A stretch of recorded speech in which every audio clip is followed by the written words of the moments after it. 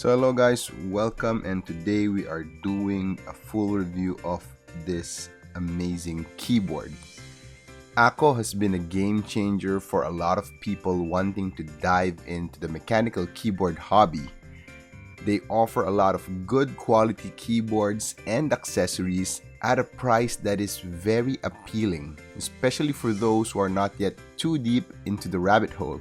And for those who are already deep, their products remain to be hard to ignore.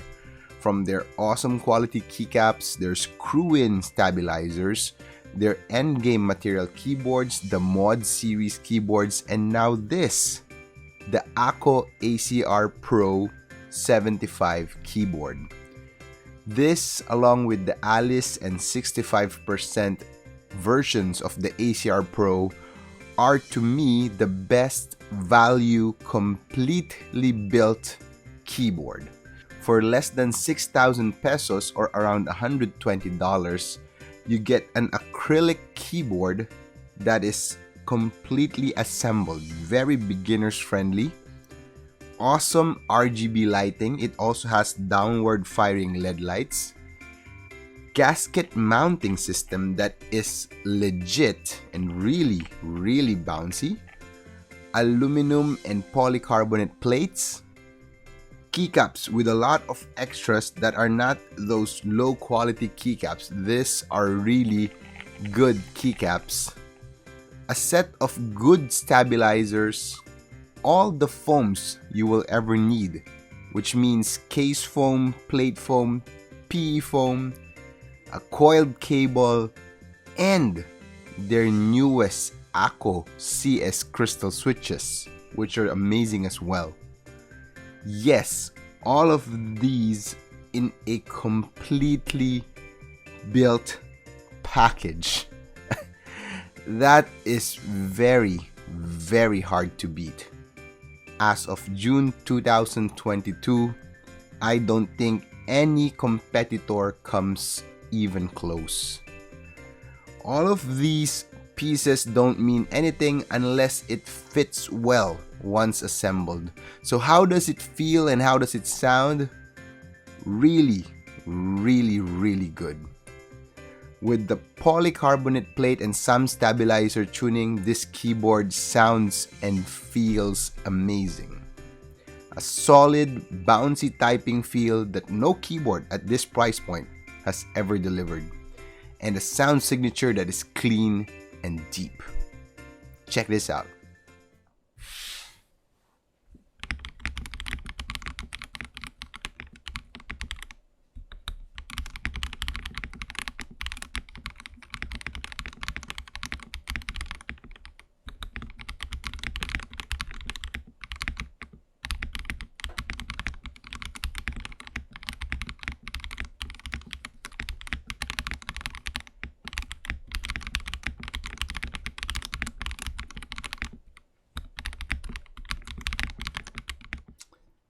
Nice, right?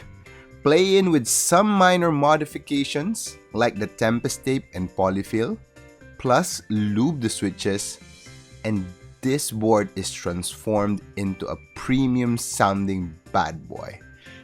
Check out this one.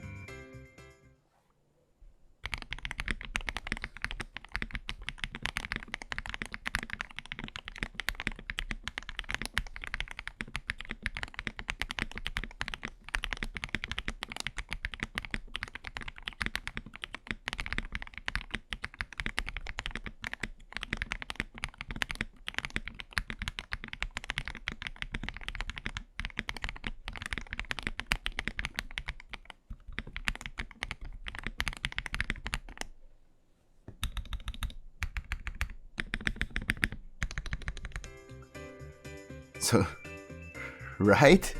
I mean, I really can't believe that this keyboard is less than 6,000 pesos. Right? There are only two things that I don't like about this keyboard. One is the overall looks. It's too plain for me. Too boring. I'm not inspired by how it looks. It's not a sexy keyboard to my eyes. Then again, it's purely subjective. My wife finds it to be the exact opposite. She really loves it, especially with all the lighting in it.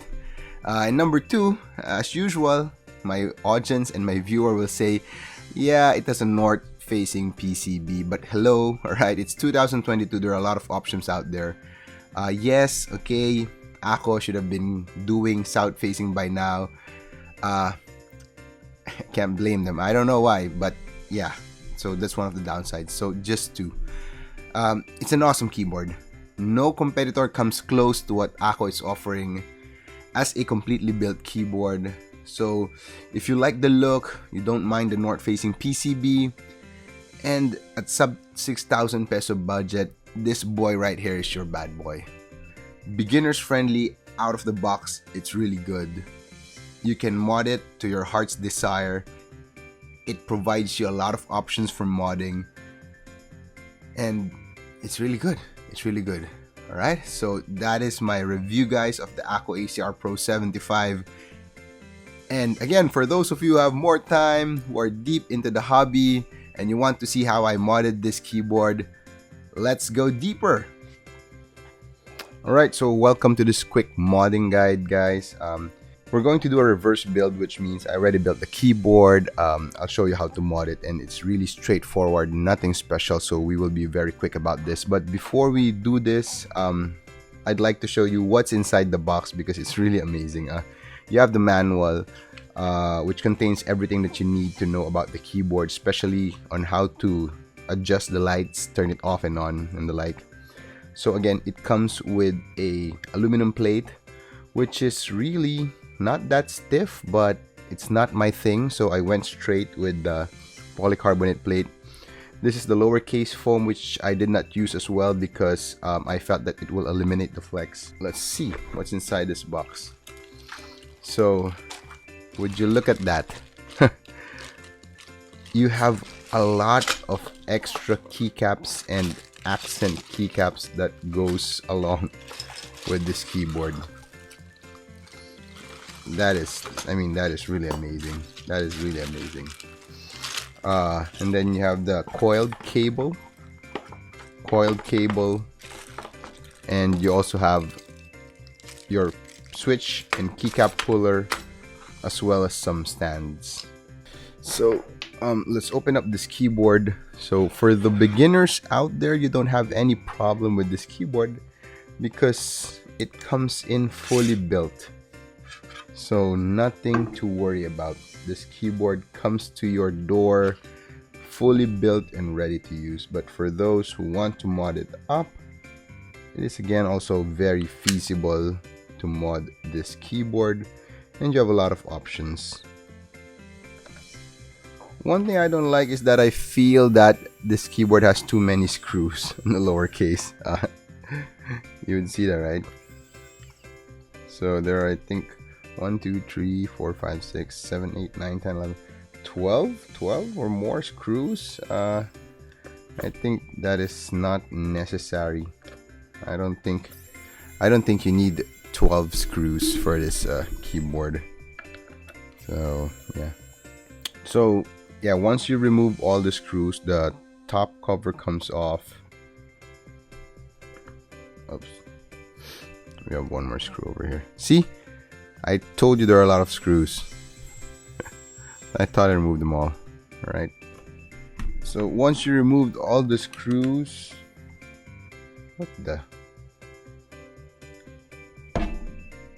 alright, there you go. Once you remove all the screws, the top cover comes off. That easy. And then everything comes off as well.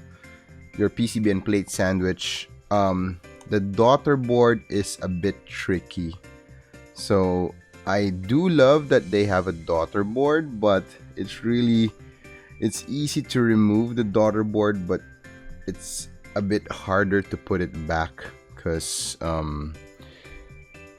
the wire's too short, I think. So could have been better if it's longer. Alright, so what I did, guys, was simply the polyfill mod. Why not the case foam? It has a case foam. I feel that the case foam eliminates some of that flex and bounce. So instead of using the case foam, I placed in the polyfill mod and a single layer of tape mod. Okay, if you want this to be more poppy, louder, you could do 2 or 3 layers of tape mod, but for me, 1 is enough, right? The mounting system is a gasket mounting system using these silicone gaskets that are very easy to put in. Initially, I thought that the foam gaskets were the better option, but after having more experience with a lot of different keyboards, I feel that these gasket socks, quote-unquote socks, work just as well or even better than the foam ones. And what I do love about them is it's so easy to install. You just slip it in and you're good to go. So as you may have noticed, I didn't place any gaskets on the side, which I don't think needs it. So I want this to be extremely bouncy. And pretty much that is it. Nothing too special. So all you have to do is change the plate to your polycarbonate plate, 1 layer of Tempest tape, polyfill mod, and to tune the stabilizers as well. So the stabilizers of this keyboard is really good stock. And by that I mean that I don't feel that I need to upgrade this to a screw-in stabilizer. But amazingly enough, this keyboard supports their screw-in stabilizer. So if you want to go to that direction, you have the option. But the stock stabilizers themselves are really good.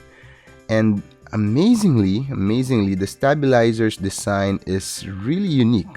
The feet of the stabilizers have somewhat a different anatomy than the usual stabilizers that I have seen. It's more flat. I'll show you a picture. And the stem housing as well. The stem housing of these stabilizers are enclosed in the front. I don't think it's really possible to do a Holy mod on this. So what I did was a micropore mod. So that's putting micropore on the wire and then lubing them up with Zion Studios switch lubes. And that's it. No rattling. Sounds solid, not too mushy. Doesn't feel mushy. It's really good. I've also tried not doing the micropore mod. For those of you who do not have the time to do it, I tried just simply putting lubes on the housing and switch lubes on the housing and stabilizer lubes on the wire, and it works just as well. So you can either go micropore mod with switch lubes on the wire and the housing, or switch lubes on the housing and stabilizer lubes on the wire. You're good to go. Alright, and basically that is it. Alright, so a few weeks ago I told you guys that the VL80 is one of the best pre-built keyboards, especially for those beginners who really doesn't want to do anything and just simply use the keyboard out of the box. So how does it compare to the Akko ACR Pro 75? Is the Akko ACR Pro 75 way better than the VL80? Does it overthrow it in that category? To be honest, the VL80 / G80 keyboard and its variants, they're still a good keyboard for people out there to consider, especially the beginners. However, I think the Akko ACR Pro 75 has its own advantages, and overall, if you're looking for the typing feeling, the customizability, the options, overall, I think the Akko ACR Pro 75 has an edge over the VL80. So here are my recommendations if you are torn between the two keyboards. What would make me choose the VL80? I would choose the VL80 because it is more compact. I love the aesthetics of the VL80 better than the ACR Pro 75. It's heavier.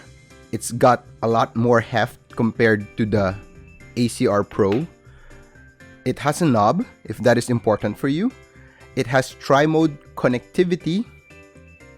A lot of people would need the tri-mode connectivity, so you have wireless option for this keyboard. And it has south-facing PCB. And that for me is very important because I really love cherry profile keycaps.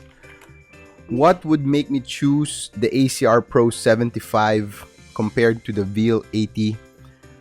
The typing feel. The typing feel is by far better in the ACR Pro 75. It's more soft, it's bouncier.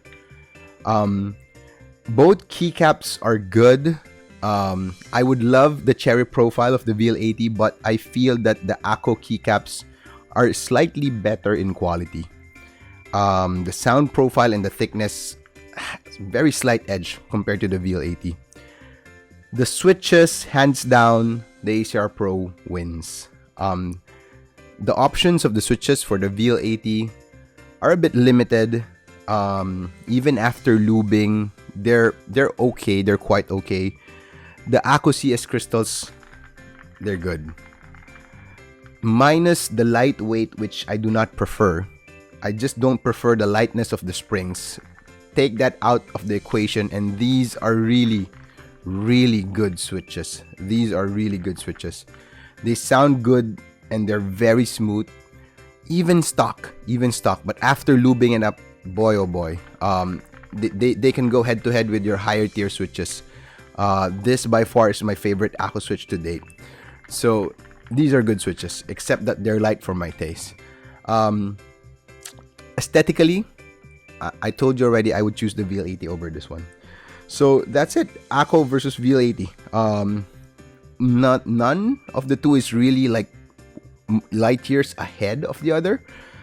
There are just some advantages that would make you favor the VL80 over the ACR Pro, and there are some advantages also that would make you favor the ACR Pro over the VL80. So pick your poison. Check which ones matter the most to you, because at the end of the day, these two are awesome keyboards. For the price, you wouldn't go wrong. That's how straight and simple this keyboard gets, because it's really a good keyboard. So enjoy the barrage of sound tests that I will provide you guys. Thank you for watching. Thank you for supporting this channel. For those of you who have not yet subscribed, please do hit that subscribe and like button. Continue to help me grow this channel and hopefully provide more keyboard stuff in the future. I've been very busy lately. This is a month in delay. The review is a month in delay, but yeah, we have it already. I hope you enjoy the content. Thank you very much, guys. See you next time.